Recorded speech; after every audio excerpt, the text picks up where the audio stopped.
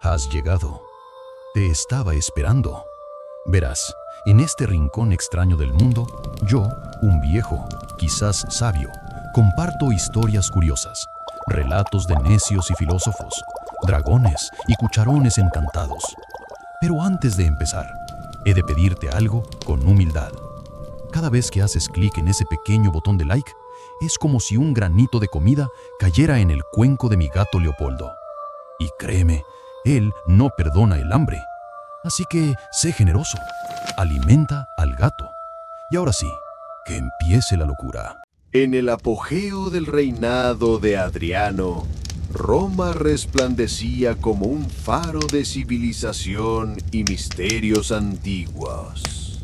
En las noches en que la luna llena acariciaba la cúpula del Panteón, susurros recorrían las callejuelas de piedra, anunciando un mal adormecido hace siglos. Casia, sacerdotisa de las Vestales, halló un fragmento de piedra con inscripciones misteriosas bajo el templo. El símbolo grabado parecía latir con energía, como si guardara una memoria prohibida de los dioses. Convocada por el Senado oculto, Casia comprendió que aquel artefacto podía abrir portales hacia el reino de las sombras, un lugar donde aún reinaban ancestrales espectros. Su deber era impedir que ese poder cayera en manos equivocadas. Marcus Silanus, centurión de la guardia pretoriana, atravesó el foro con la mirada alerta, buscando conspiraciones entre estatuas de mármol y mercaderes bulliciosos. Había sido asignado a escoltar a Casia hasta el mausoleo de Adriano, donde el Senado oculto celebraría un ritual protector. Rumores de traición rondaban cada esquina, y se decía que un senador ambicioso planeaba usar el fragmento para someter a toda Roma. Al encontrarse ante el templo de Júpiter Capitolino, Casia entregó el fragmento al centurión. La hoja de bronce de su espada reflejó el símbolo ancestral, y un escalofrío recorrió el rostro curtido de Silanus. Publius Aruntius, augur y erudito de artes ocultas, aguardaba en los subterráneos del mausoleo. Su santuario privado se iluminaba con antorchas azuladas y estaba cubierto de inscripciones etruscas. Entre rocas talladas, el augur tradujo el fragmento. Cuando el éxodo de la luz llegue a su fin, las sombras gobernarán lo que quede. Aquella profecía anunciaba que el artefacto convocaba entidades de crueldad inmortal. Mientras descifraba los versos, una sombra inestable cobró forma en la pared, como si el pasado reclamara su lugar. Casia recordó los antiguos ritos de la Vestalia, diseñados para proteger el fuego sagrado de todo contacto con la muerte. Bajo la custodia de soldados pretorianos, los tres abordaron una pequeña nave en el Tíber. A medida que se acercaban al mausoleo, el viento traía lamentos ahogados de las catacumbas. En las riberas, ruinas ocultas revelaban altares profanados, antorchas apagadas y monedas de plata fragmentadas, ofrendas a las criaturas del otro lado. Silanus apretó el puño alrededor de la espada, listo para repeler cualquier ataque. Casia, sintiendo el peso del fragmento en su manto, murmuró antiguas plegarias. Cada palabra reverberaba en la oscuridad, como si invocara la propia historia de Roma para resistir el avance sombrío. Las puertas de bronce del mausoleo se abrieron con un crujido. Allí, el Senado oculto aguardaba con ojos brillantes como carbones. Entre ellos, Gaius Octavianus, un senador de ambiciones funerarias, ostentaba una sonrisa satisfecha. Sin ceremonia, exigió el fragmento, prometiendo liberar una verdadera Roma sin hipocresía divina. Pero Casia alzó el artefacto y una ola de energía púrpura inundó la estancia. Las sombras se alzaron de las paredes, figuras retorcidas, armadas con lanzas espectrales. Los pretorianos alzaron sus escudos formando un pasillo defensivo mientras el augur entonaba encantamientos de contención. El suelo tembló cuando las figuras sombrías atacaron. Hojas etéreas chispeaban contra el acero de los escudos romanos y el estruendo de los choques retumbó en los corredores. Silanus se lanzó contra ellas, acero contra neblina, mientras que Casia, de rodillas ante el fragmento, canalizaba el fuego sagrado. Un aura dorada brotó de su pecho, expandiéndose en llamas invisibles que consumían las proyecciones oscuras. Publius pronunció el hechizo final, sellando las grietas entre los mundos. Con un estruendo que sacudió columnas y osarios, las sombras fueron aprisionadas otra vez en el velo que las mantenía apartadas de la luz. El silencio volvió al mausoleo, roto solo por el resuello del centurión y el palpitar reverente de Casia. Al amanecer, los muros del foro fueron testigos de cómo el fragmento se sellaba en la cripta de las Vestales, custodiado por votos que nunca serían violados. Roma despertó como si nada hubiese pasado, pero en los susurros del viento se mantuvo viva la promesa de vigilancia, mientras el destino de la ciudad pendiera de un fragmento de piedra. Las sombras jamás descansarían del todo. Al alba, Roma parecía despertar con su latido habitual. Carrozas chirriantes, pregones de panaderos y el eco lejano de la voz del editor en el foro. Sin embargo, bajo la apariencia de normalidad, Casia notó que el fuego sagrado del templo de Vesta danzaba con una oscilación casi imperceptible, como si la llama sintiera la cicatriz reciente que marcaba el subterráneo del mausoleo. Con paso medido, acercó su mano enguantada al brasero. El calor era tibio, pero le llegó un estremecimiento frío hasta la punta de los dedos. Las runas selladas en la cripta apenas habían cesado de palpitar, y la sacerdotisa comprendió que el artefacto exigía vigilancia constante, pues su poder se extendía más allá de un simple fragmento de piedra. Mientras tanto, en el campamento de la guardia pretoriana junto al Palatino, el centurión Silanus repasaba los informes de bajas y patrullas.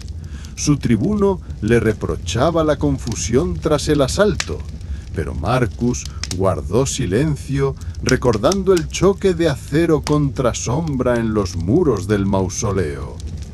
Por la noche, al recorrer las barracas, sintió una presencia acechante. Soldados que juraban oír susurros entre los escudos, armaduras que chisporroteaban sin causa alguna. Al clavar la punta de su espada en el suelo y trazar en la arena un signo protector, el murmullo se detuvo, pero la duda persiguió cada uno de sus pasos. Antes de que el sol asomara, solicitó una audiencia con Casia. Solo juntos hallarían la certeza de esa fuerza latente. En la biblioteca oculta tras un aposento de Publius Aruntius, el augur combinaba fragmentos de papiros con las inscripciones etruscas que había recitado ante el fragmento. Descubrió un pasaje alarmante. Aquel grabado era solo uno de 3, cada uno guardado en un santuario antiquísimo bajo la ciudad. La profecía hablaba de la fragmentación del alba y el eclipse definitivo, si no se reunían y sellaban las 3 piezas con fuego, sangre y plegaria. Al crujir una hoja al voltearla, captó el rostro grabado de un senador caído en desgracia. Pertenecía a Gaius Octavianus, quien ahora conspiraba para encontrar los otros fragmentos. Publius entendió que el peligro alcanzaba dimensiones insospechadas. Reunidos en el atrio del templo de Juno Regina antes de la mañana, Casia trazó con ceniza el mapa de las catacumbas que serpenteaban bajo el Circo Máximo. Silanus calzó su coraza y alzó el fragmento resguardado, mientras Publius recitaba la invocación que abriría el pasaje oculto. Una losa corrediza cedió, revelando una galería húmeda donde el murmullo de las aguas subterráneas competía con el goteo insistente de la piedra. El aire se cargó de musgo y polvo antiguo, y a cada paso las paredes parecían susurrar nombres de gladiadores, esclavos y vestales caídas en el olvido. Avanzaron hasta hallar un altar de travertino rajado cubierto de moho y cerco de estacas de hierro. Sobre él flotaba la inscripción: «Aquí reside el fragmento de la aurora eterna». Cuando Casia depositó el primer grabado junto al altar, el mármol tembló y una luz pálida brotó de las fisuras, formando un segundo fragmento de piedra flotante. Pero en ese instante resonó un estrepito de armaduras. Gaius Octavianus hizo su entrada escoltado por un puñado de mercenarios a sueldo. Sus rostros eran sombras codiciosas y sus espadas estaban tintadas de veneno. Silanus alzó su gladius y sin vacilar ordenó a los suyos formar el capavexilum. La lucha fue breve y feroz. Gritos mudos de los espectros que habían asomado durante el ritual se mezclaron con el clangor de las armas. Casia, rodilla en tierra, invocó el fuego sagrado. Unas llamas invisibles envolvieron a los asaltantes, disolviendo sus armas como si fueran humo. Publius, con gesto concentrado, elevó un talismán de cuarzo para reforzar la barrera mágica. Al ver caer a sus compañeros, Gaius retrocedió, dejando tras de sí un polvo oscuro que se disolvió en un suspiro. Con el fragmento duplicado en manos de Casia, el ritual concluyó. La segunda pieza quedó sellada por el poder de Vesta y la vigilancia de la guardia. Antes de que el traidor se perdiera en las corrientes del Tíber, dejó escapar una risa rasposa y dijo: «La tercera urna reposa donde nace la luz y muere la sombra». Con esas palabras arrojó un puñal profanado y huyó. El silencio que siguió fue tan denso que hicieron falta minutos para recuperar el aliento. Sabían que debían apresurarse. El santuario final podía encontrarse en lo alto de las rocas capitolinas o en el confín de las minas de Tolfa, pero solo contaban ya con la fuerza de 2 sellos. El último fragmento era la llave para asegurar la paz definitiva. Al ascender de nuevo a la superficie, Roma brillaba imperturbable bajo el sol vespertino. Foros, termas y templos bullían de vida, ajenos a la conspiración que acababan de desbaratar. En la plaza de la Virgine, niños jugaban con tabas y senadores discutían estatutos, ajenos al hilo invisible que unía cada piedra de la ciudad a un destino mayor. Casia guardó el segundo fragmento en un relicario dorado. Marcus colocó a su escuadrón en alerta permanente, y Publius tomó nota de cada frase en un nuevo códice. El peso de la misión se tornó más real. La historia de Roma pendía de una última carrera contrarreloj. Al caer la noche, mientras las estrellas salpicaban el cielo como pequeños fragmentos de luz, los 3 se reunieron en lo alto de la colina del Aventino. Frente al Tíber que ondulaba perezoso, sellaron un pacto silencioso. Protegerían el último grabado con cada centímetro de su sacrificio, pues sabían que las sombras, una vez desatadas, no permitirían tregua. Y así, abrazados por la brisa templada, se dispusieron a buscar la cripta final, donde la aurora y la penumbra se cruzan, y donde la batalla por el alma de Roma tendría su desenlace épico. descendieron del Aventino silenciosos, dejando atrás la brisa tempestuosa que anunciaba tormenta. Cautelosos, serpenteaban por callejuelas apenas iluminadas por el resplandor de las lámparas de aceite, hasta alcanzar la plaza del Panteón. En ese colosal templo de mármol, Cassia había leído el enigmático aforismo de Gaius: la tercera urna reposa donde nace la luz y muere la sombra. Al mirar al gigantesco óculo que coronaba la cúpula, comprendieron que allí el rayo matinal perforaba la oscuridad, trazando un camino intangible sobre el pórtico. Al despuntar el alba, Marcus retiró el postigo de bronce que cubría la puerta secundaria y empujó con esfuerzo la madera centenaria. Las losas crujieron bajo sus botas hasta revelar un pasadizo estrecho. Escalones de piedra descendían hacia las entrañas del templo. Publius, con la antorcha en alto, advirtió inscripciones en griego antiguo que hablaban de los sueños petrificados. Cassia tradujo en un murmullo: allí se ocultaba la cámara donde los sacerdotes de Vesta guardaban la lámpara de la verdad, recipiente destinado a contener el tercer fragmento. Mientras bajaban, el aire se volvió denso y olía a incienso rancio. Las paredes, cubiertas de relieves deforestados por la humedad, sugerían siluetas de diosas veladas. Marcus sostuvo la linterna junto a una inscripción reseca: quien despierte la llama verá el fin de la noche eterna. Con un gesto, Cassia hizo señas para detenerse. Del techo colgaba una corona de hierro forjado y en su centro pendía una pequeña lámpara sellada con plomo. Era la lámpara de la verdad. Publius se adelantó y, recitando el conjuro que habían hallado en los papiros etruscos, liberó el sello. Un haz de luz pura alumbró la cámara subterránea, revelando un pedestal de ónix donde reposaba un cofre con 3 cerraduras. De pronto, un eco siniestro resonó tras ellos. Gaius Octavianus emergió de las sombras, flanqueado por 2 sicarios enmascarados. Sus armaduras chirriaban como si fueran huesos viejos. Sin mediar palabra, alzó la daga profanada que había arrojado en su huida y la lanzó con precisión. La hoja impactó en la pared, horadando el ónix con estrépito. Cassia alzó el codo para protegerse, mientras Marcus desenvainaba el gladius. Publius, con la lámpara en la mano, conjuró un círculo de runas ígneas en el suelo. Los sicarios atacaron al unísono. Sus gladios espectrales rasgaban el aire con un silbido frío. Marcus bloqueó la primera estocada y empujó al atacante contra la pared, desprendiendo un fragmento de mármol. Cassia, arrodillada junto al pedestal, depositó sobre los anillos de bronce el primer fragmento sellado por Vesta y pronunció su voto en un susurro solemne. La lámpara de la verdad vibró y el primer cerrojo se dio con un chasquido resonante. Publius esgrimió la lámpara en alto para iluminar el rostro de Gaius, revelando la avaricia y el odio enquistados en sus párpados.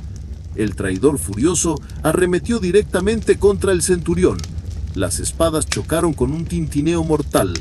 Marcus sintió el filo rozar su antebrazo y, en un giro fluido, devolvió la estocada, obligando a Gaius a retroceder.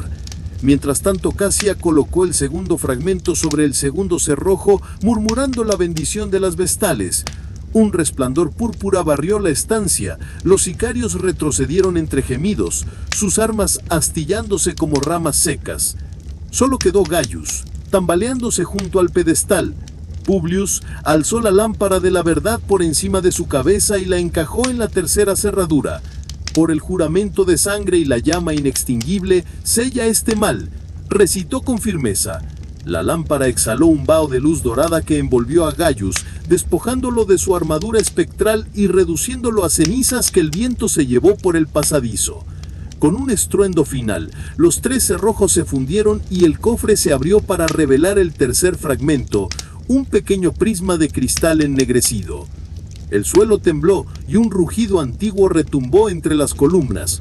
Una grieta luminosa se abrió en el centro de la cámara, filtrándose hacia el cielo. Sabían que era el portal al reino de las sombras. Cassia, con voz serena, entonó el himno sagrado. un canto sin palabras que llamaba a la luz más allá del velo. Marcus arrojó su capa sobre el prisma, protegiéndolo de la negrura que emergía mientras Publio sellaba el portal con un talismán de bronce. Hecho ese acto, un torrente de viento huracanado los empujó hacia la escalera, obligándolos a ascender deprisa. Cuando emergieron al atrio del panteón, el sol caía en la terraza y las tejas de terracota resplandecían en tonos de fuego. El prisma ennegrecido palpitó una última vez y luego se hizo polvo en la palma de Casia. Un murmullo de los dioses pareció recorrer las cúpulas. El equilibrio entre luz y sombra se había restablecido. Marcus respiró hondo, sintiendo el frescor de la mañana.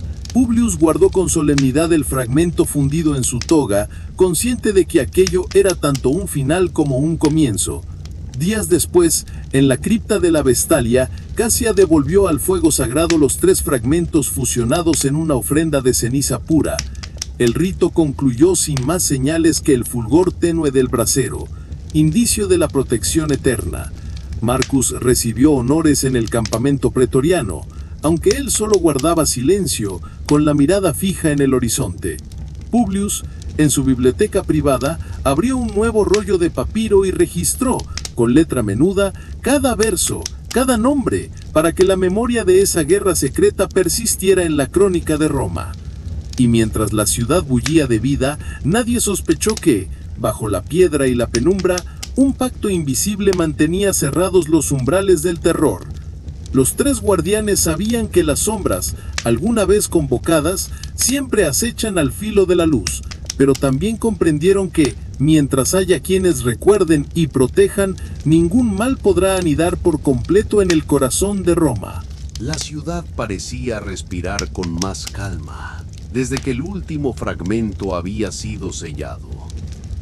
Las sombras que alguna vez se filtraban por las grietas de los templos y las fisuras de los sueños se habían replegado, como si Roma hubiese recuperado una parte de sí misma que llevaba siglos extraviada. Pero los 3 guardianes sabían que la paz nunca era absoluta. En los mármoles del Senado, en los ecos de las termas, en los usuras de los mercados, aún vibraba una tensión sutil, la memoria de lo que pudo haber sido. Casia regresó al templo de Vesta con una mirada distinta. Ya no era solo sacerdotisa, era portadora de un pacto que ningún pergamino registraría. Las vestales más jóvenes la observaban con reverencia, sin comprender del todo por qué el fuego sagrado parecía más firme, más alto, más antiguo. En las noches casi escribía en tablillas de cera símbolos que no enseñaba a nadie. Eran trazos de protección, de advertencia, de gratitud. Sabía que, algún día, cuando ella ya no estuviera, alguien los encontraría y entendería que el fuego no solo calienta, también guarda. Marcus Silanus, por su parte, fue convocado por el emperador para recibir honores, pero rechazó el oro, el mármol, los banquetes. Pidió solo una cosa: custodiar el archivo subterráneo del mausoleo de Adriano. Ahí, entre urnas selladas y estatuas sin rostro, instaló una guardia silenciosa. Cada noche recorría los corredores con una lámpara de aceite y un gladius envainado. No buscaba enemigos, escuchaba. Si el silencio era puro, dormía tranquilo. Si el aire temblaba, anotaba en su diario de cuero. A veces encontraba huellas de pasos que no eran humanos. No las perseguía, solo las marcaba. Publio Saruntius, el augur, se retiró de la vida pública. Vendió su casa en el Palatino y se instaló en una villa modesta cerca de las ruinas de Ostia. Ahí, entre papiros y polvo, comenzó a escribir una obra que tituló simplemente De Umbra et Lux. No era un tratado de magia, ni una crónica política. Era un mapa de símbolos, de gestos, de silencios. Cada página contenía un fragmento de lo vivido pero también de lo intuido.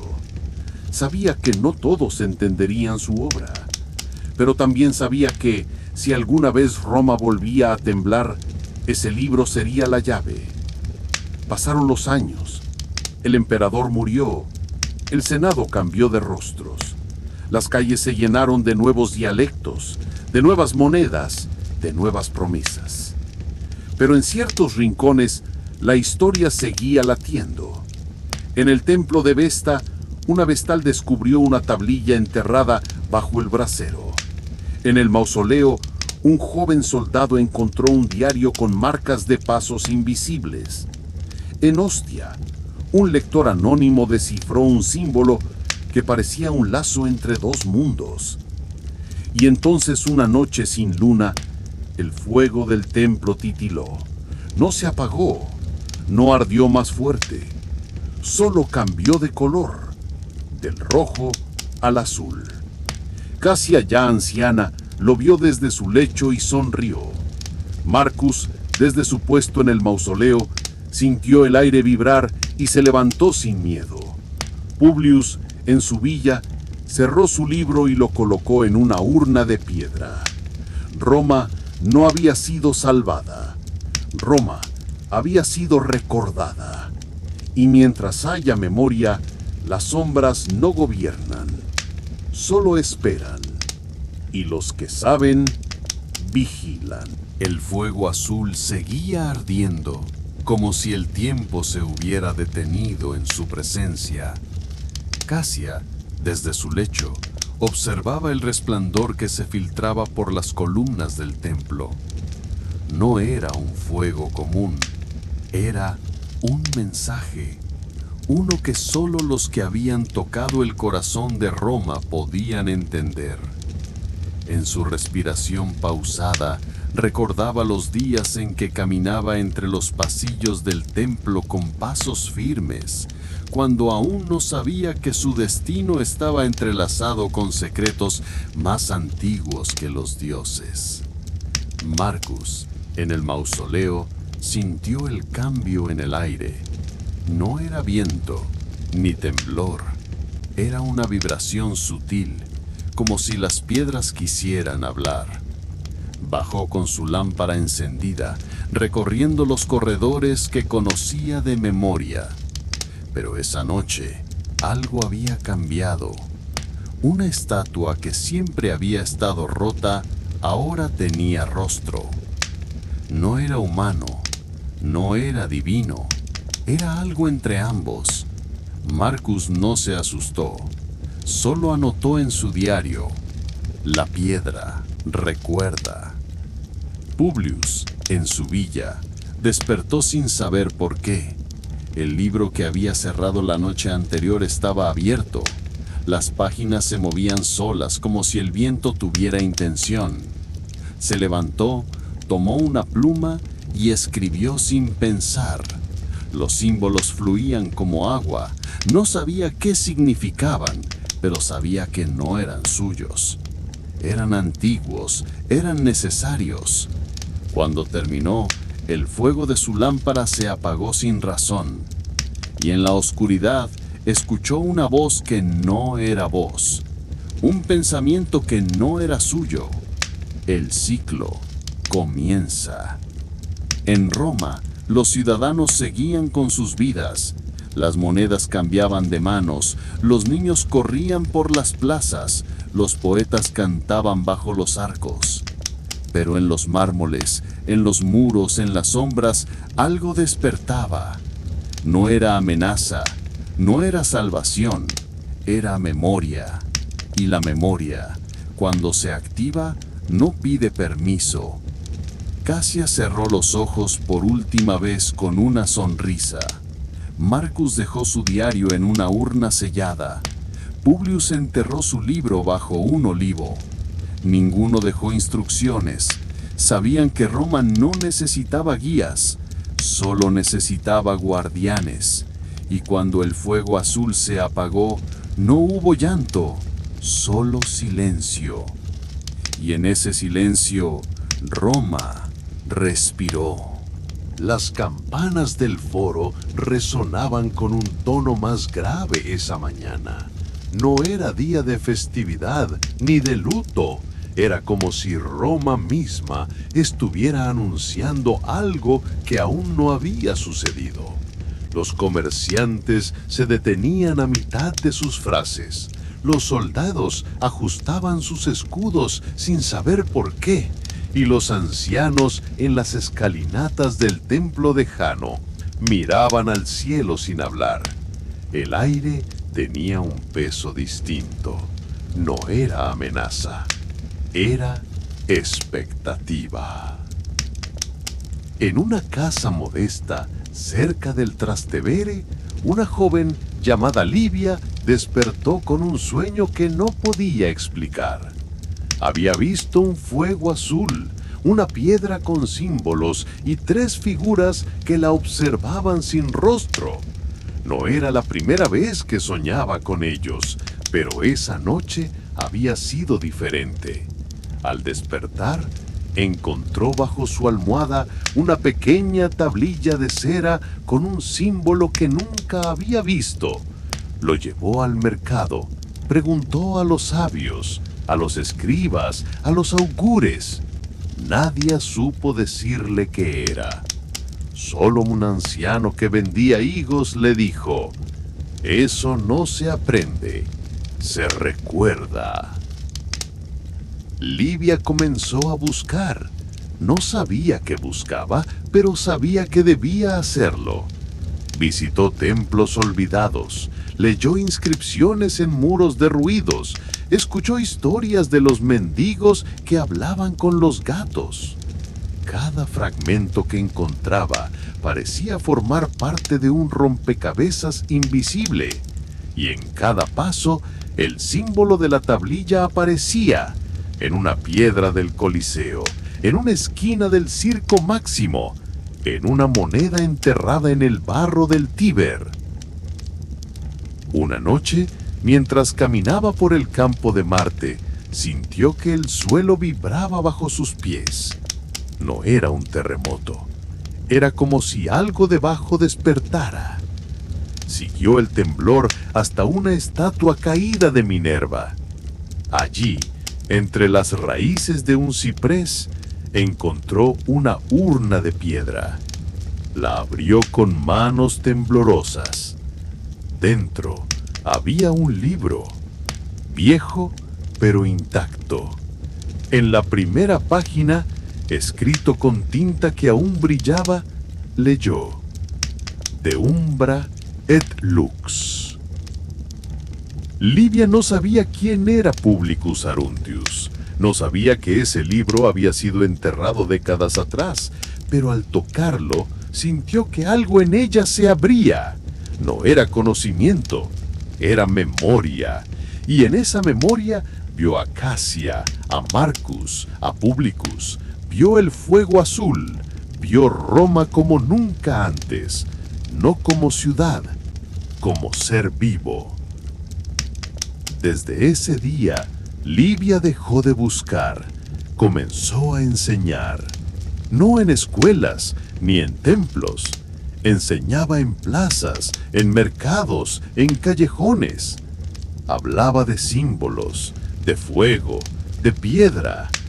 Algunos la llamaban loca, otros le escuchaban con atención, y poco a poco los símbolos comenzaron a aparecer en los sueños de otros, en tablillas, en monedas, en susurros. Roma no había olvidado, solo había esperado, y ahora, a través de una joven que no sabía su linaje, comenzaba a recordar.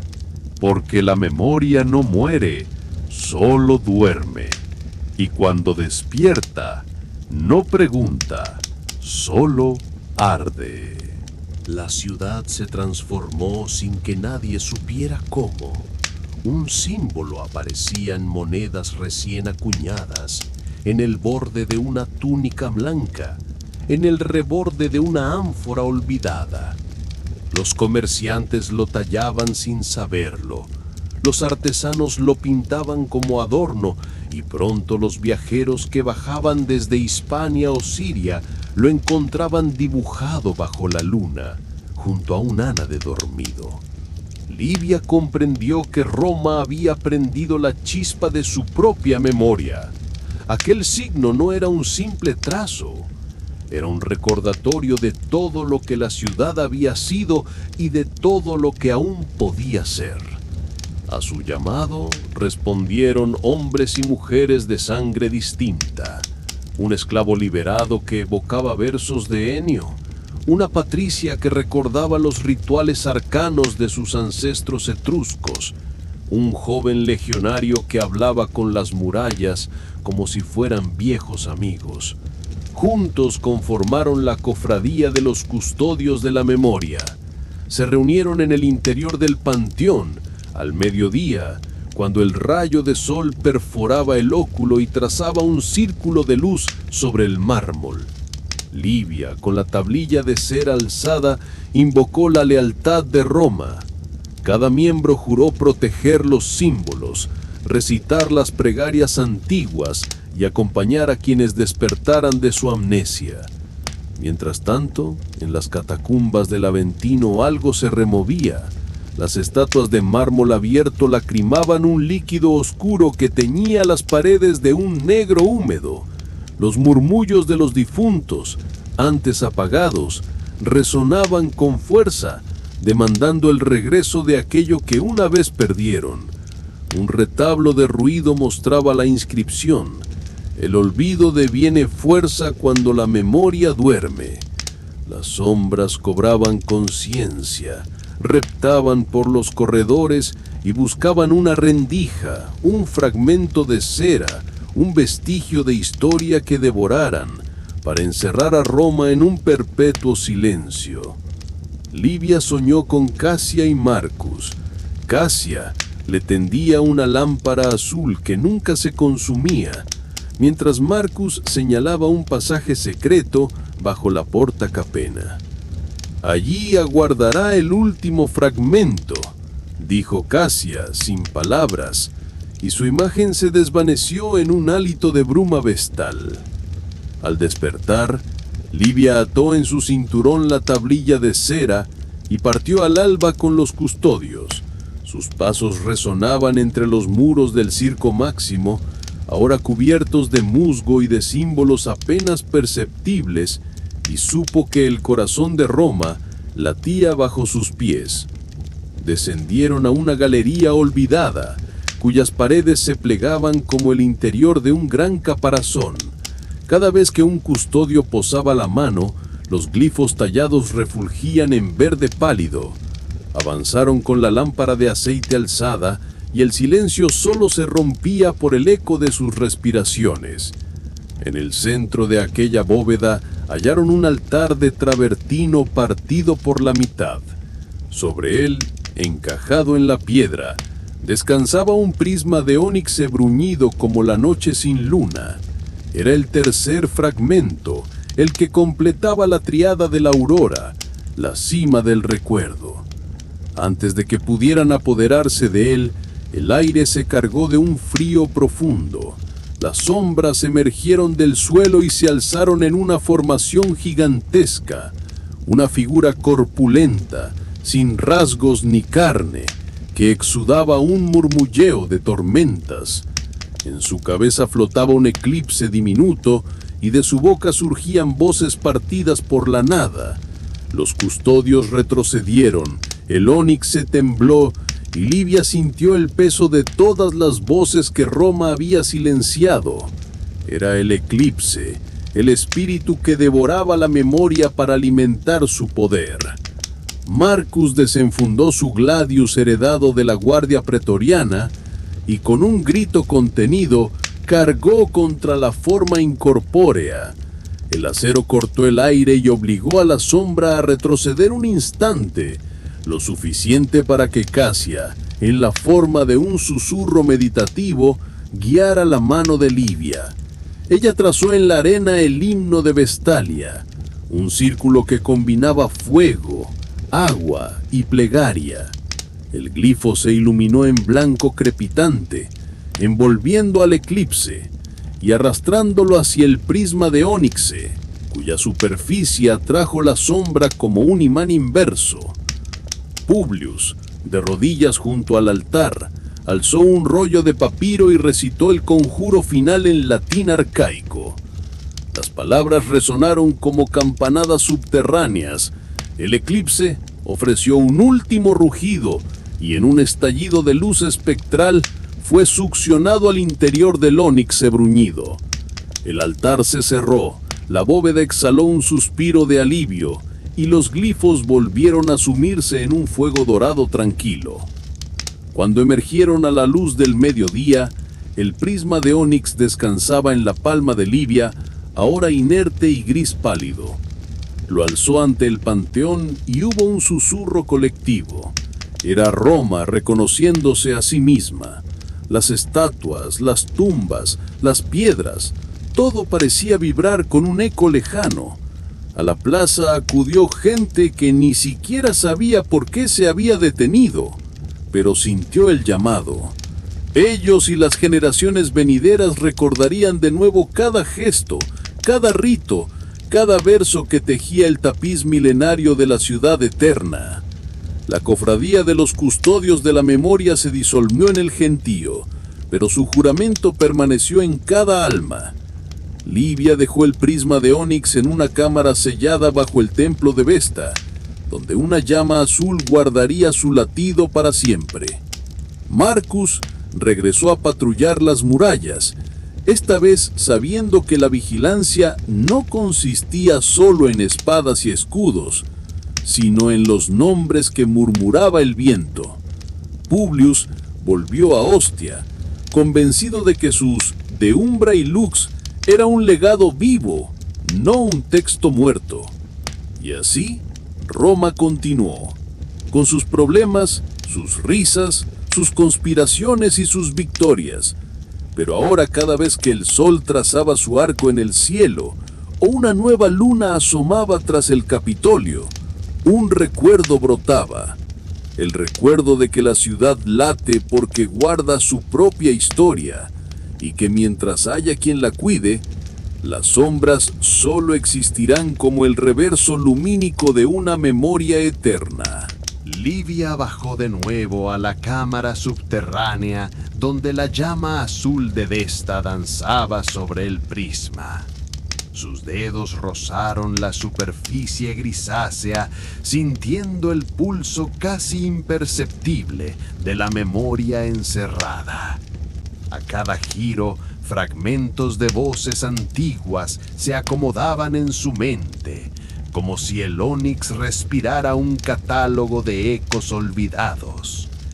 En Tarraco, los recién llegados habían revelado un glifo en un mosaico del foro, un pétalo cruzado por una flecha invertida. Aquella señal indicaba un punto de confluencia entre tierra y agua, donde el recuerdo podía filtrarse en las corrientes del Ebro. Un grupo de pescadores aseguró que, al amanecer, sus redes atrapaban inscripciones en diminutos relieves de barro. Mientras tanto, en Roma, los custodios comenzaron a sospechar que la liberación del eclipse no había sido la única consecuencia. Sombras más nimias, casi inconscientes, se deslizaban por las callejuelas y absorbían fragmentos de conversaciones cotidianas. Se repetían juramentos sin saberlo. Trozos de poemas se desvanecían en el aire y un polvo oscuro, semejante a ceniza fina, se depositaba sobre los libros más viejos. Livia sintió el peso de esa inquietud cuando leyó el diario de Casia, encontrado en un cofre sellado.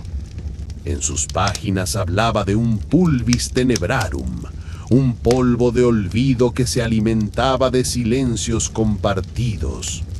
El diario advertía que solo un himno recitado al borde del agua y del fuego podría contrarrestarlo. Pero aquellas palabras estaban incompletas, como si una parte esencial hubiese sido consumida. Decidió entonces convocar a los custodios una noche sin luna en un tramo del Tíber donde la corriente se estrechaba. Llevó consigo el prisma y las tablas de cera con los glifos reunidos hasta entonces. Bajo el murmullo del río empezaron a cantar notas fragmentarias, uniendo la antigua plegaria de Vestalia con versos de Enio y fórmulas etruscas. Cada palabra se reflejaba en el ónix, proyectando un haz de luz que cortó el polvo en el aire. El resplandor los envolvió y por un instante el silencio cedió.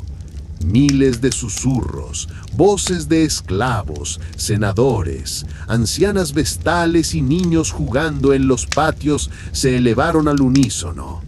El pulvis tenebrarum huyó como humo en la brisa, y las sombras se plegaron en sus grietas primeras.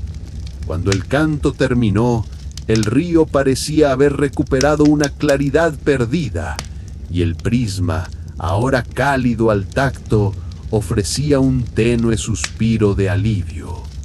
Aquella noche, más allá de cualquier juramento formal, cada custodio comprendió que proteger la memoria era también preservar los ritos pequeños, el gesto de saludar a un vecino, el canto en un taller de alfareros, el rezo de un niño antes de dormir, porque el verdadero escudo contra el olvido no estaba solo en símbolos majestuosos, sino en la repetición humilde de la vida cotidiana.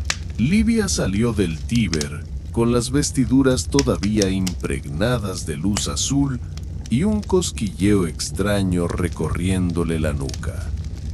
Mientras los primeros rayos del alba acariciaban el foro, reunió a los custodios en la Curia Hostilia y les confiaron la misión de dispersar los símbolos restaurados por toda Roma. Cada uno partió con un fragmento de cera junto a un pequeño cuenco de aceite y sal, herramientas humildes para que, dondequiera que llegaran, el eco de la plegaria recuperada no se diluyera en el olvido. En Ostia, Publius remendó en el muelle un mosaico resquebrajado con un trazo renovado, la flecha invertida unida al pétalo. Los comerciantes que descargaban ánforas quedaron perplejos al ver que aquel glifo, nacido de un fuego secreto, se encendía con cada ola que lamía la piedra. Los marinos, acostumbrados a confundir leyendas con mareas, juraron haber oído cantos remotos al romper las olas. Y así, día tras día, los custodios fueron instalando glifos en los puertos, en los caminos de la Vía Apia, en los hórreos de Andalucía, hasta que cada tramo del imperio palpó el nombre de Roma bajo un símbolo común. Mientras tanto, en la Subura, un grupo clandestino llamado Los Silenciosos empezó a actuar con urgencia. Creían que la dispersión de los símbolos despertaba un poder que debía permanecer oculto.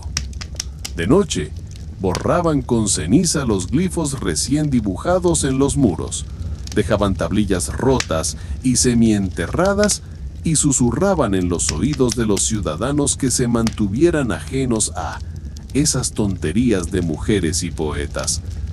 Cada acto de olvido que lograban sembrar, sin embargo, engrosaba el combustible de la memoria colectiva. Cuanto más querían silenciar, más voluntad surgía en quienes recordaban. Un día, Livia se enteró de que una inscripción había vuelto a crecer, como hiedra viva, sobre la piedra pulida de la Curia Julia. La palabra era simple: nosotros. Esa declaración, pintada con aceite y resina, agrupaba todo lo que los custodios habían forjado con pequeños gestos cotidianos. Un nosotros que no estaba escrito en tratados, sino en el pulso compartido de una ciudad que se negaba a morir en el silencio.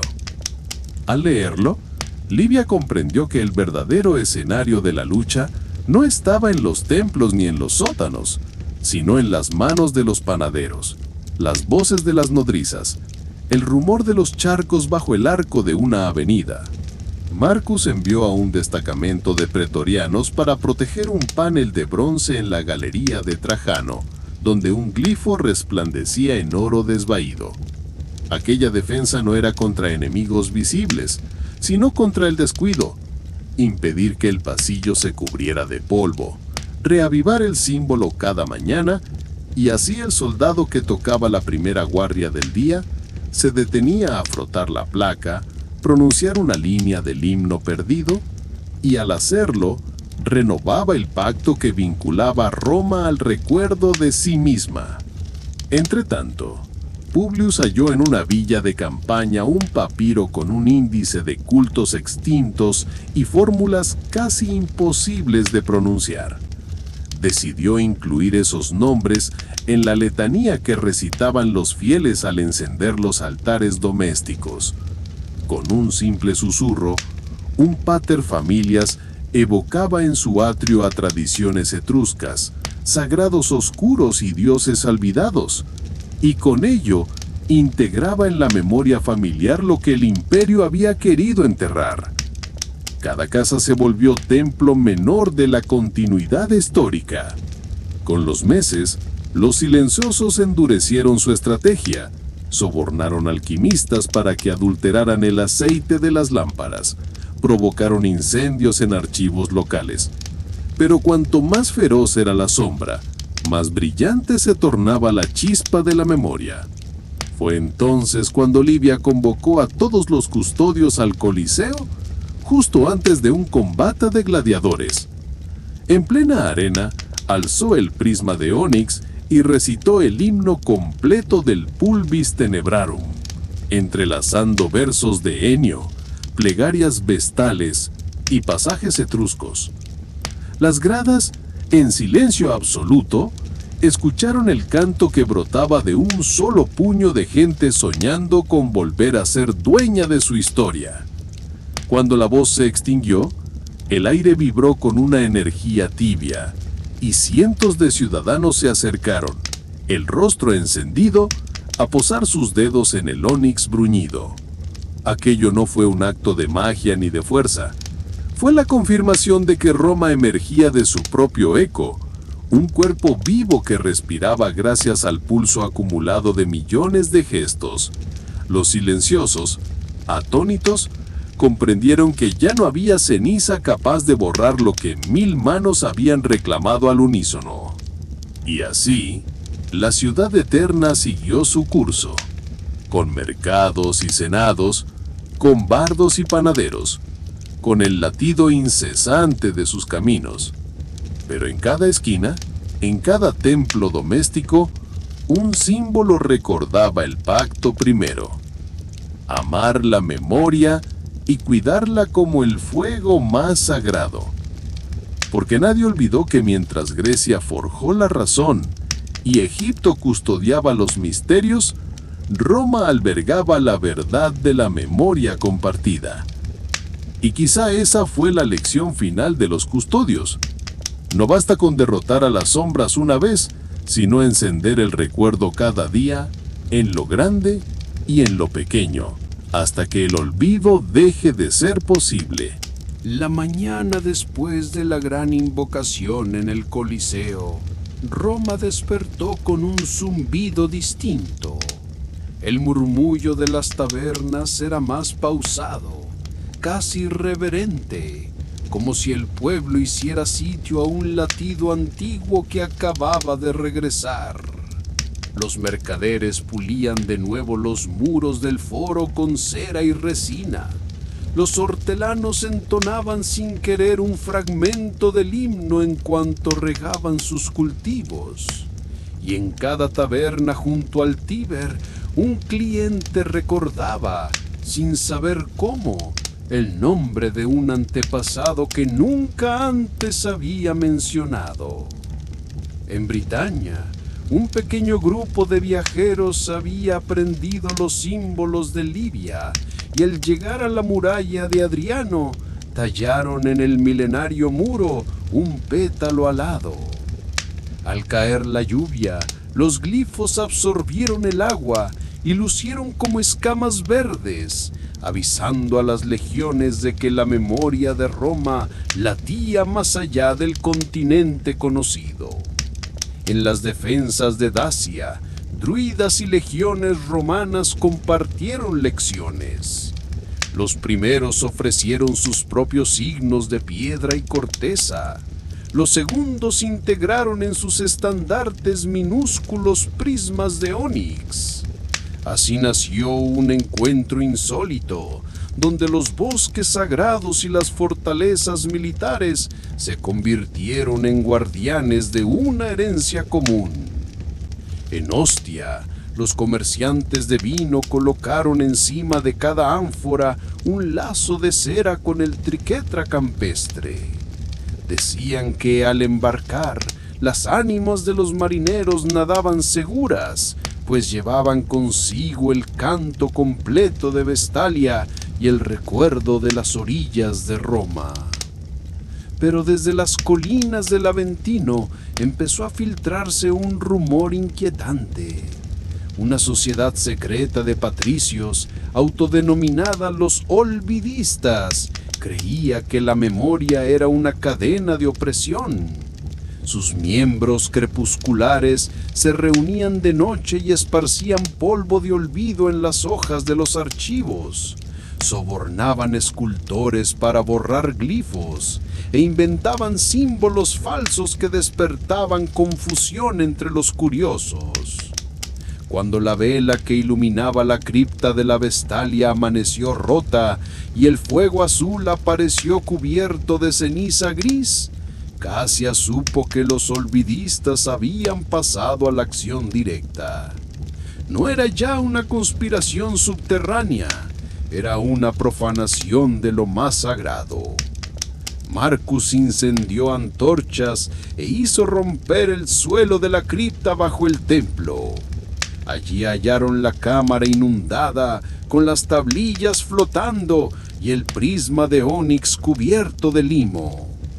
Hasta el más veterano de los pretorianos sintió que aquel desastre abrazaba el corazón de la ciudad.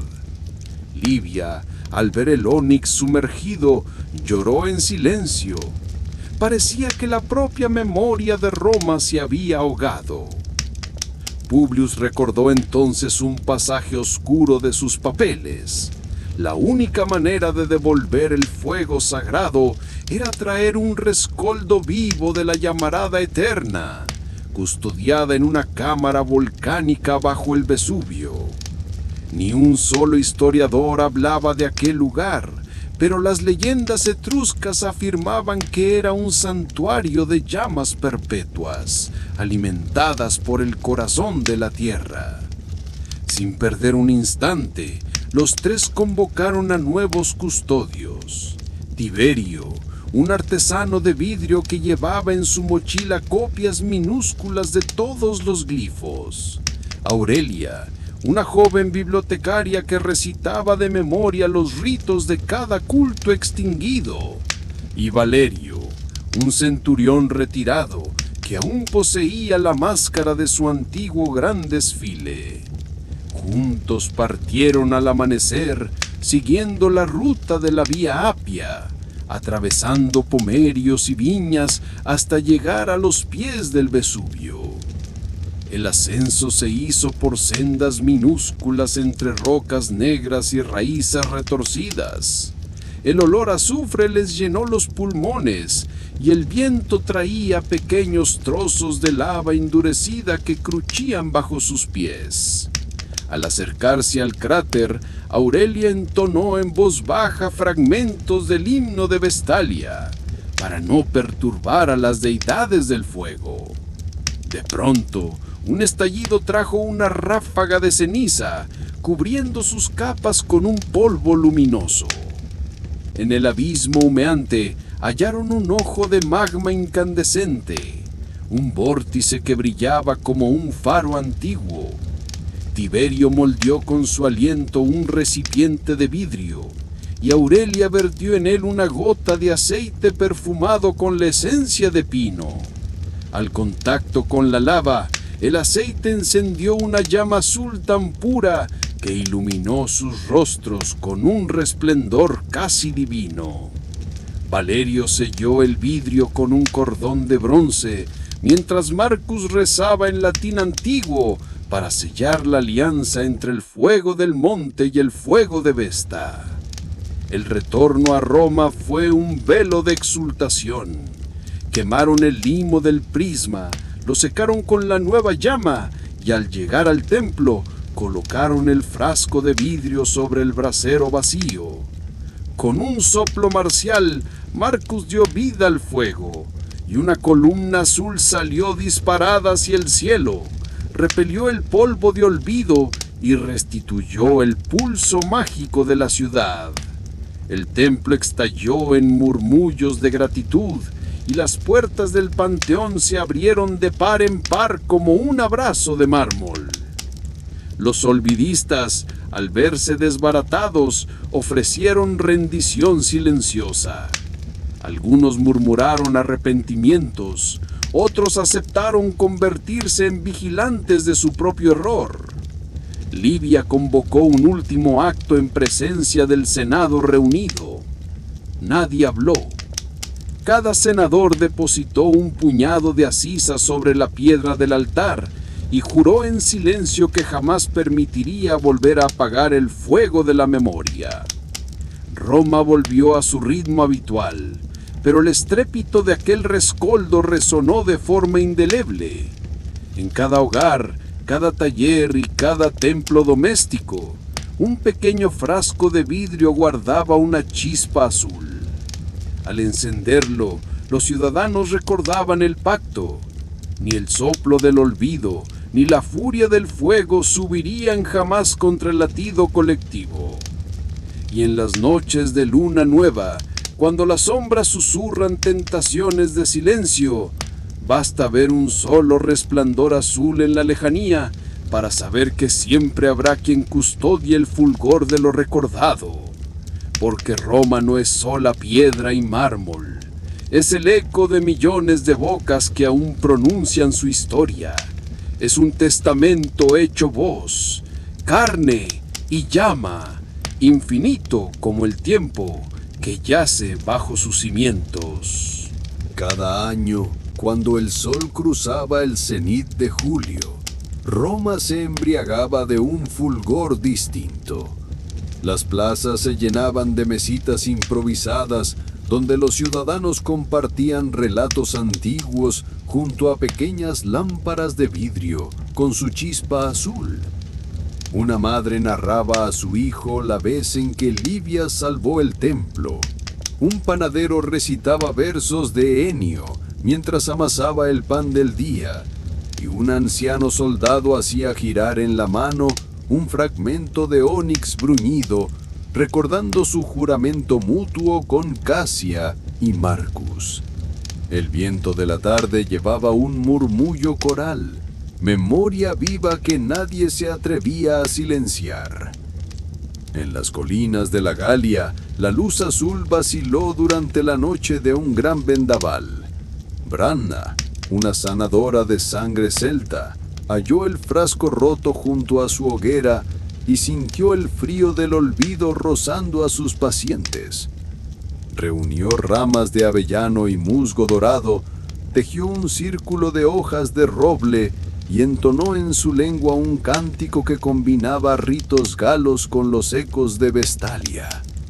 Cuando la primera nota vibró en el aire, el fuego renació en un brote tierno, y la Galia supo que las cenizas del pasado podían reconstruirse con manos humildes.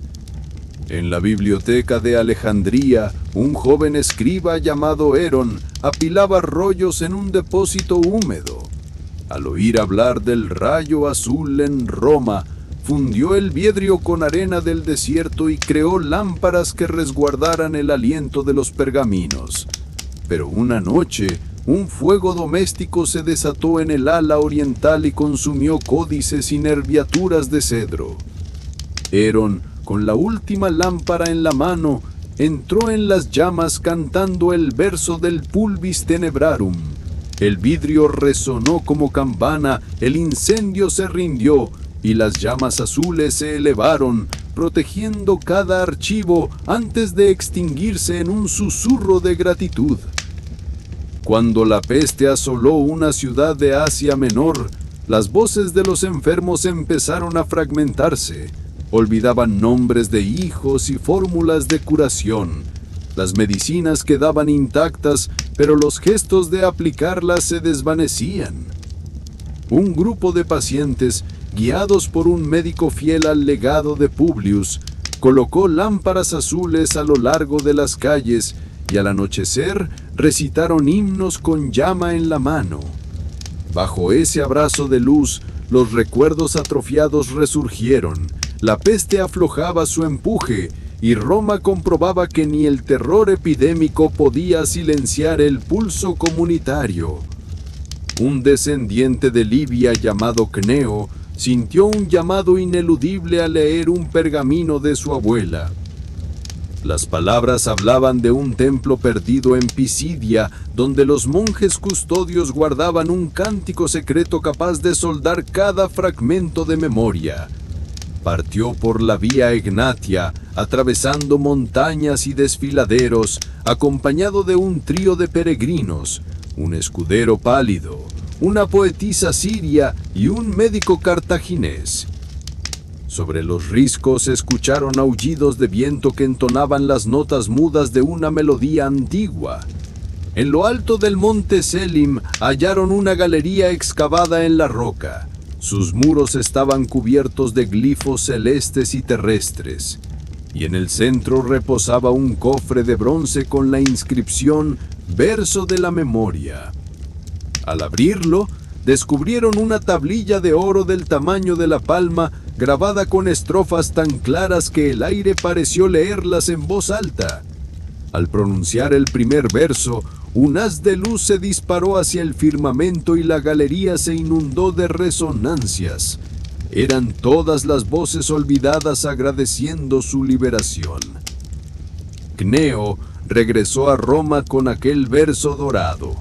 En el Senado, justo bajo la cúpula del Capitolio, convocó a magistrados, señoras patricias y antiguos centuriones a recitarlo en conjunto, cada uno sosteniendo una llama azul.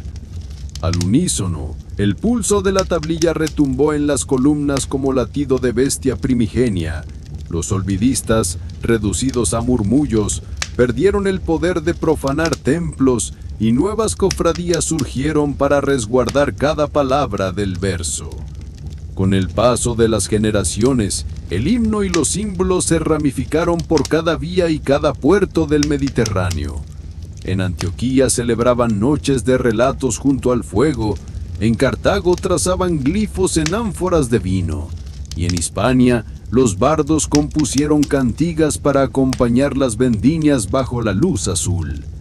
Incluso más allá, entre dunas de Numidia, los nómadas aprendieron a encender lámparas de vidrio antes de rezar al alba, invocando a Roma como guardiana de su propia historia.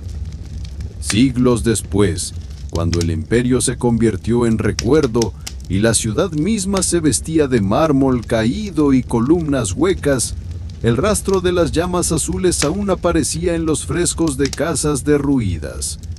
Un viajero medieval, al notar los prismas de vidrio en un patio abandonado, restauró parte de un glifo y recitó un verso perdido. Aquella llamarada cruzó las eras, reavivando, en un eco que llegó hasta nosotros, el principio que Casia, Marcus y Livia forjaron juntos, que la memoria, una vez encendida, trasciende cualquier olvido. Con el paso de los siglos, monjes de los monasterios alpinos copiaban en pergaminos iluminados los glifos nacidos junto al Tíber. Dibujaban la flecha invertida y el pétalo cruzado en los mármoles convertidos en claustros. Cada línea se acompañaba de un susurro. Que la memoria no se ahogue en el silencio. En las celdas conventuales, las lámparas de aceite fueron reemplazadas por lámparas de vidrio pequeñas, cuyo fulgor azul, dicen las crónicas, protegía las hojas de las copiadoras de la humedad y de la hoguera inquisitorial. Durante el Renacimiento, eruditos italianos encontraron restos de la tablilla de oro bajo un palacio veneciano. Francesco, un grabador de vidrieras, trazó por primera vez el cisne alzando vuelo bajo un triquetra en los vitrales de la Scuola Grande di San Marco. A su alrededor, aquellos que aún recordaban el canto de Vestaglia comenzaron a pronunciar palabras latinas rotas e italianas suaves para reavivar la luz azul en los palacios ducal y papal. Al emprenderse viajes transoceánicos, capitanes españoles y portugueses llevaron consigo diminutas lámparas de vidrio en sus camarotes. Cuando llegaron a las costas de Veracruz y Salvador, los indígenas asombrados vieron danzar la llama como un espíritu. Se forjaron alianzas entre chamanes y frailes. Juntos recitaron himnos mixtos que unieron la plegaria vestal con cantos de la selva y de la montaña. Y las caravanas de pieles llevaron el símbolo inscrito en sus toldos. En la Ilustración, sociedades secretas de París adoptaron el prisma de ónix como amuleto contra la ignorancia. Filósofos, deslumbrados por su resplandor, organizaron tertulias junto al Sena donde discutían los riesgos de un olvido inducido por la rutina. Allí se elaboraron tratados sobre la filosofía de la memoria compartida. Y Luis, impresor discretísimo, publicó clandestinamente un folleto con el verso de la memoria traducido al francés, que pasó de mano en mano entre los cafés y los gabinetes de curiosidades. Con las guerras napoleónicas llegó un exilio masivo de documentos romanos. Arqueólogos escapados de la Revolución guardaron las tablillas bajo cimientos de bibliotecas inglesas y prusianas. En Berlín, un profesor de clásicos descubrió inscripciones etruscas en la cripta de una iglesia, y al recitarlas vio como un débil azul amanecía entre los pilares de mármol, recordando al espectador que Roma vivía también en el norte de Europa. El romanticismo alemán creó un culto poético al fuego vegetal que alumbraba las cavernas de los bosques bávaros. Goethe y Novalis escribieron versos cuyo eco se cruzaba con los murmullos de los druidas que habían guardado el rumor dorado. En cada verso, la memoria de Roma se entretejía con leyendas germánicas, y las lámparas de vidrio azul se convirtieron en objeto de deseo de los estudiantes universitarios. En la edad contemporánea, durante las guerras mundiales, los resistentes de París y Roma encendían lámparas de vidrio en refugios bajo tierra. Con cada chispa azul compartían historias de sus barrios, nombres de vecinos desaparecidos y mapas dibujados en servilletas. La luz azul se volvió símbolo de la resistencia moral. Quien la llevaba consigo juraba no claudicar ante el miedo y mantener vivas las voces de los oprimidos. Tras la posguerra, la UNESCO catalogó los glifos de memoria como patrimonio intangible de la humanidad. Expertos promovieron la creación de un archivo azul en Lausana, donde se guardaban crónicas orales y documentos digitales. Allí quedó claro que la herencia de Casia, Marcus y Livia no era un mito local, sino una lección global. La memoria solo se conserva si se comparte día a día. En la era digital, los custodios del pasado tejieron redes de datos servidor por servidor para que el verso de la memoria no desapareciera entre ceros y unos. Programadores anónimos bautizaron sus proyectos con nombres etruscos y añadieron el rastro del ónix a cada línea de código. Cuando un apagón masivo amenazó un gran centro de datos, el resplandor de una lámpara azul, movida en una sala de seguridad, inspiró al personal a descargar cada gigabyte de información en discos sólidos, preservando el archivo completo. Hoy, bajo el suave reflejo de pantallas y bajo el zumbido de turbinas eólicas, la llama azul se mantiene viva. Colecciones de realidad virtual recrean templos olvidados. Museos interactivos permiten trazar glifos con los dedos. Y comunidades digitales recitan el himno compartido en más de 50 idiomas. Cada vez que un usuario hace clic en el icono del pequeño prisma, despliega un mosaico de rostros y voces, recordándonos que, por más que avance la tecnología, la memoria seguirá siendo un fuego que exige guardarse en el hogar del corazón colectivo. La mañana siguiente al restablecimiento de la llama azul, Cassia apareció junto al altar con el rostro aún iluminado por el resplandor fósforo. El Senatus Consulto, temblando ante la idea de nuevas intrigas, envió en secreto un emisario con la orden de vigilar cada palabra de la sacerdotisa. Cassia, consciente de aquella mirada oculta, saboreó el aire caliente de la rotonda y guardó silencio, dejando que el zumbido de la muchedumbre llenara los vacíos. Por su parte, Marcus Silanus recibió ráfagas de rumores sobre un pasadizo secreto tras el Ara Pacis. A lomos de su caballo, galopó entre cirios y columnas, siguiendo un grafito apenas perceptible en el zócalo de mármol: el pétalo cruzado. Cada estocada de herrumbre y musgo narraba antiguas vigilias, y el centurión advirtió que quienes habían profanado el fuego podrían intentar vengarse desde el subterráneo.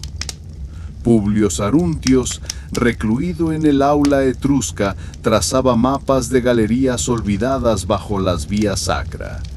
Su estudio se poblaba de velas y papiros, y cada noche escuchaba un eco muy similar al murmullo de la lámpara de la verdad. Impresionado, creyó divisar la silueta de un templo que no figuraba en ningún registro, un santuario rupestre dedicado a Somnus, el dios del sueño, donde yacía un último fragmento capaz de disipar o convocar sombras. Livia, movida por sueños recurrentes, se adelantó al grupo y descendió sola por una rampa empinada junto al arco de Tito. El aire se espesaba con olor a tierra húmeda y a brea antigua. Allí descubrió un mosaico semicubierto, un cisne rodeado de runas ovales. Sus manos temblaron. Era la señal que Cassia había descrito en su diario, pero no halló la urna que lo acompañaba. Cuando Marcus y Publio llegaron, la luz de las antorchas reveló que el mosaico había sido alterado. Alguien había borrado uno de los caracteres. Eso significaba que un aliado desleal pretendía apoderarse del fragmento de Somnus antes que ellos. Sin tiempo que perder, los tres unieron fuerzas. El centurión alzó su espada para apartar a las sombras humanas, Cassia entonó un himno de fuego sacrificial y Publio recitó el versículo faltante, recuperado de un papiro etrusco, para que el mosaico revelara la entrada. La losa del suelo cedió y apareció un estrecho túnel tallado en toba volcánica. Un viento gélido emanaba de su interior y el murmullo de sueños rotos les rozó la nuca.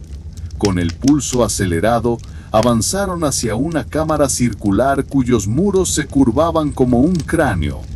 En el centro, un trípode de bronce sostenía una urna vidriada, henchida de un líquido oscuro que reflejaba el fuego azul en un contraluz mortal. Cassia alzó el corazón con voz firme y vertió un óleo sagrado sobre la urna. La llama se encendió en un aro luminoso, disipando la neblina onírica.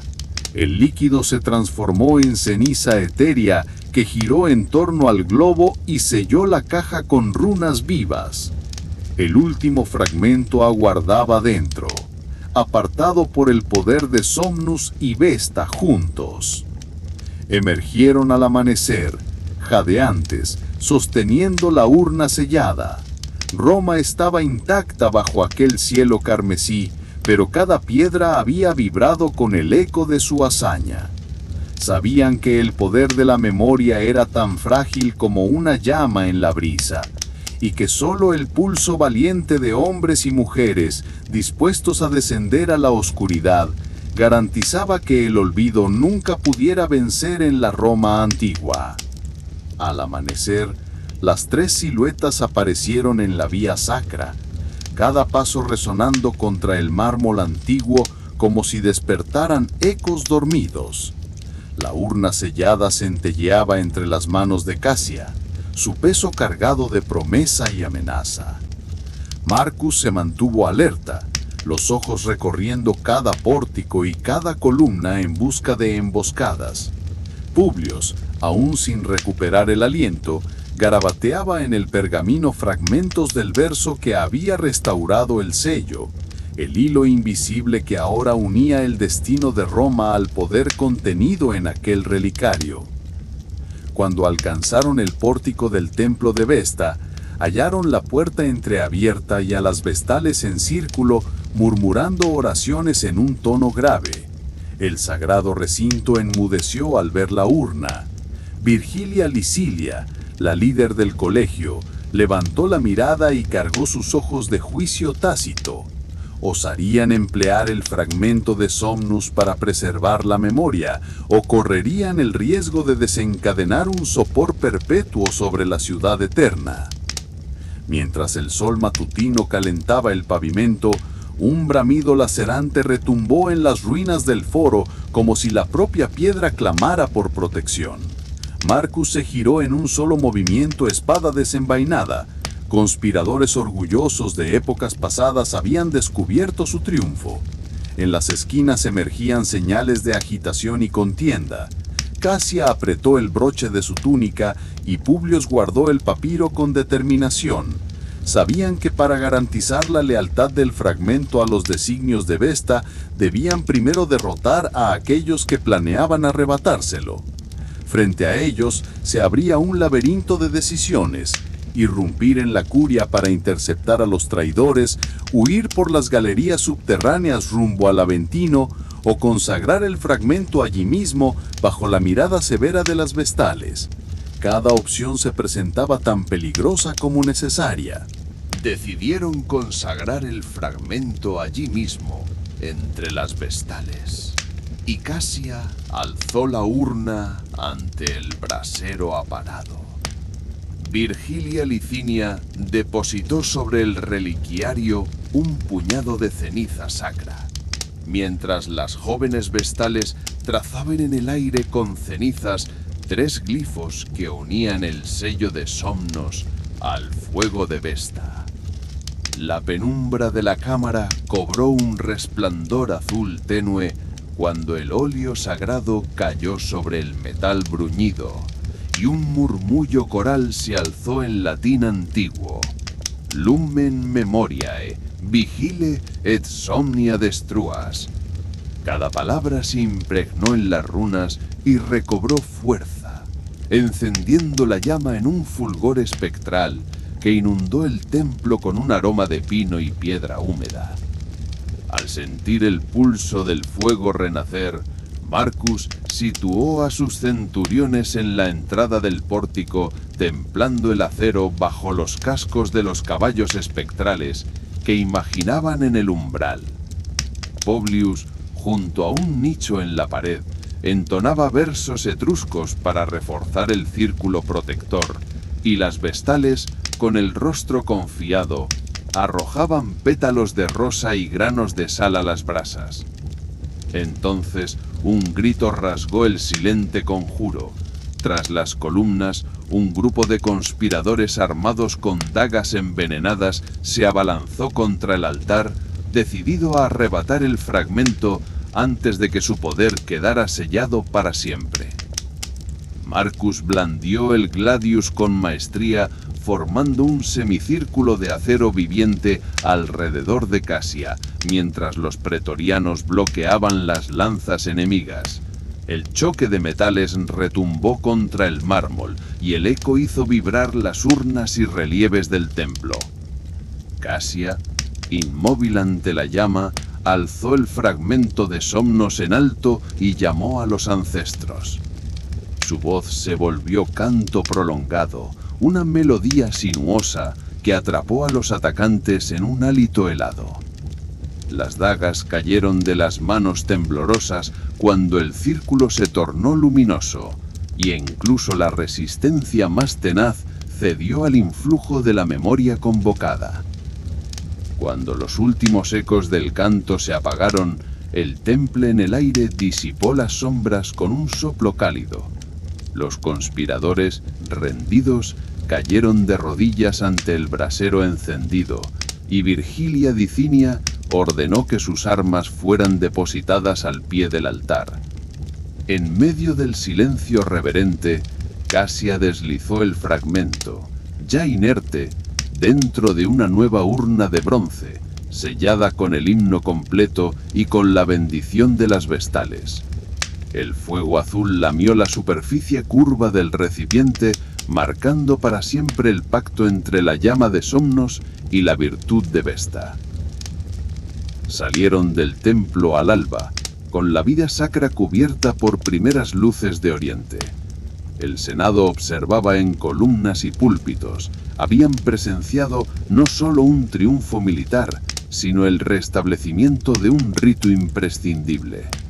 Marcus condujo a los prisioneros hasta las prisiones subterráneas del Capitolio, donde el veto de Casia garantizó que ninguno enfrentaría un martirio injusto. En cambio, ofrecerían sus días en trabajos de purificación y reconstrucción de templos profanados. Publius copió cada signo y cada palabra del ritual en pergaminos nuevos, sellándolos con ceras de colores que representaban el sol, la luna y la sombra. Livia, que llegaría en breve con el códice etrusco completo, juró al emperador conservar la memoria de aquella jornada en una crónica pública. Y así, mientras Roma despertaba a un nuevo día de mercado y plegarias, el fragmento de Somnos dormía bajo capas de ceniza sagrada, protegido por el canto imperecedero que ningún olvido podría extinguir.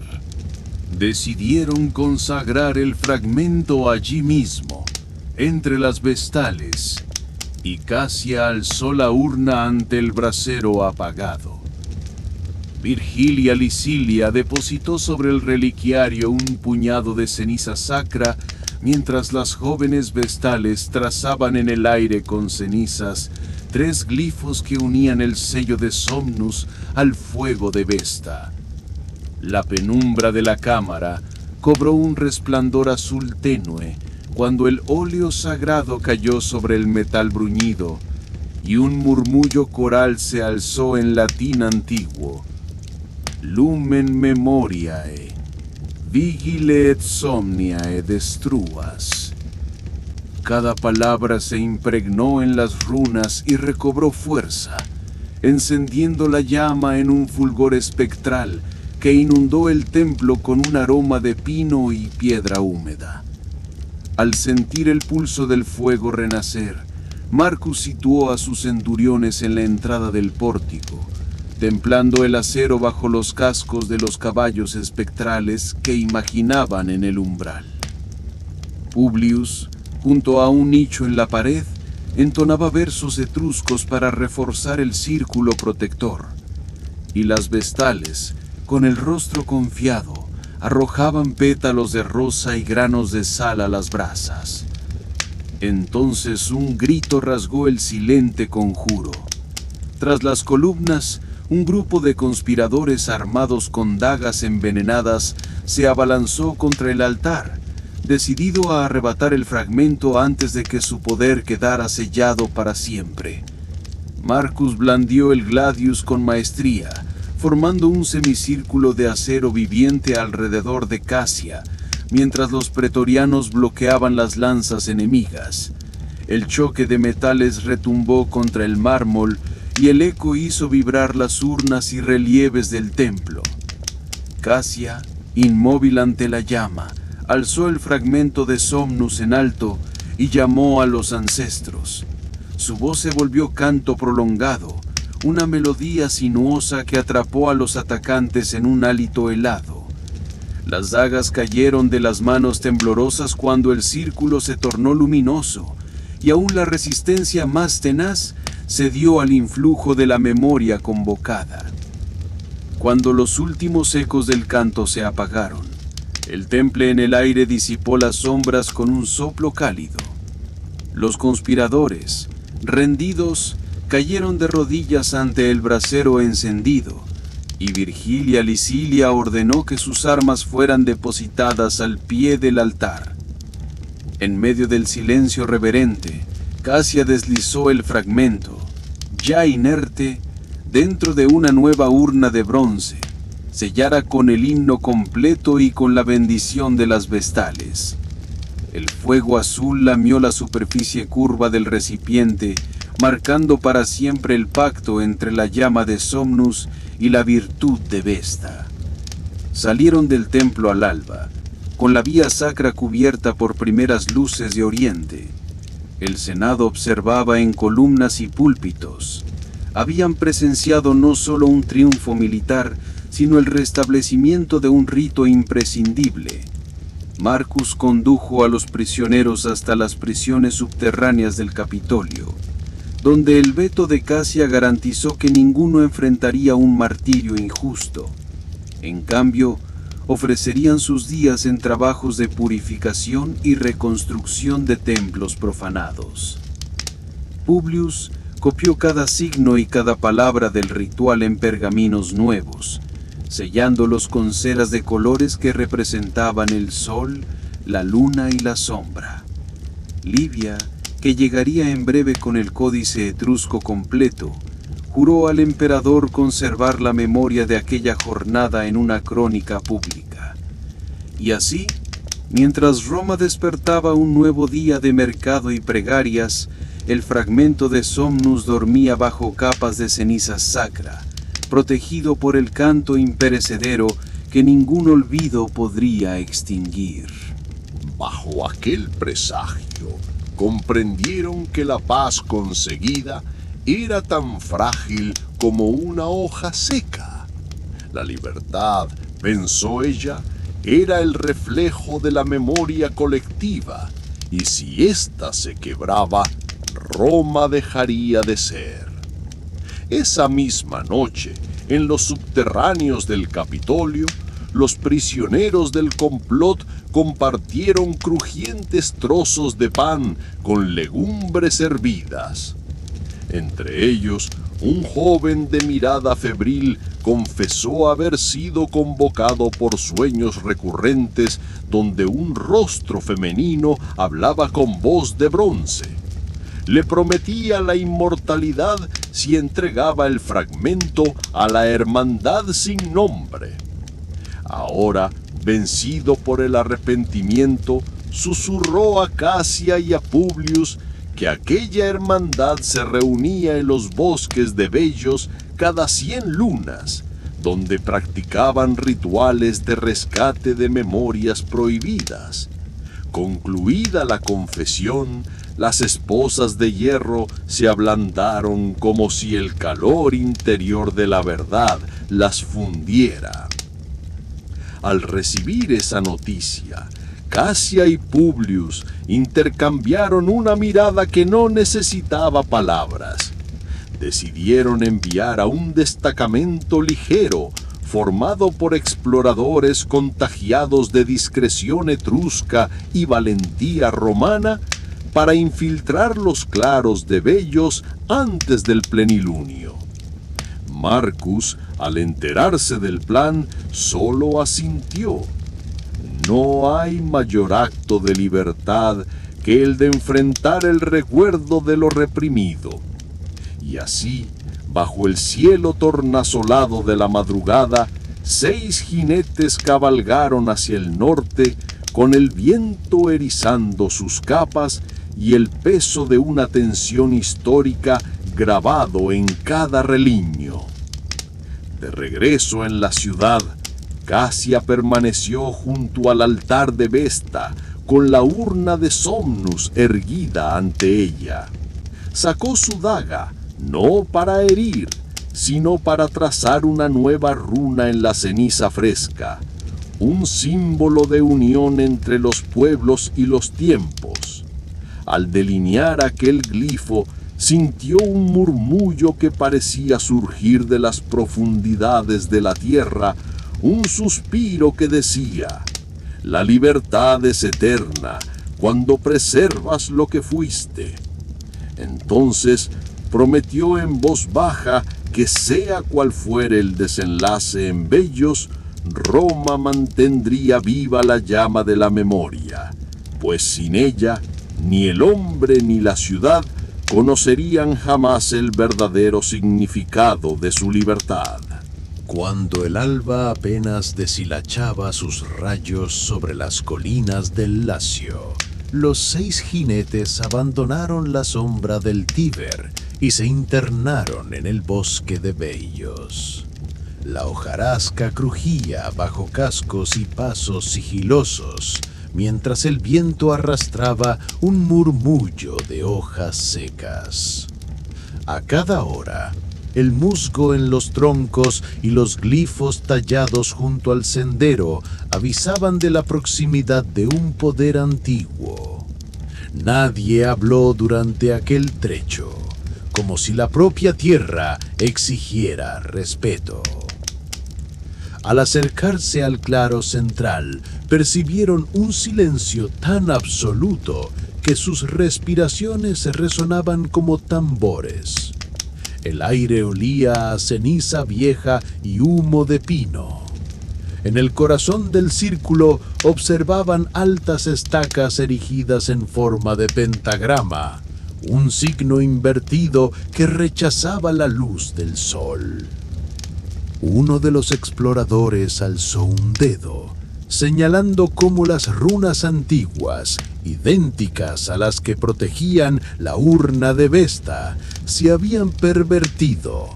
La tinta de ceniza se había tornado roja, como sangre seca.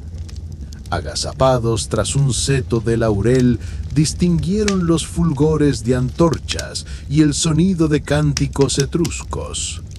Un coro de voces graves entonaba versos prohibidos a la alianza entre Somnus y la noche de las ínfulas. Al centro del pentagrama, un altar de mármol ennegrecido mostraba un hueco que parecía hecho a medida para la urna de bronce.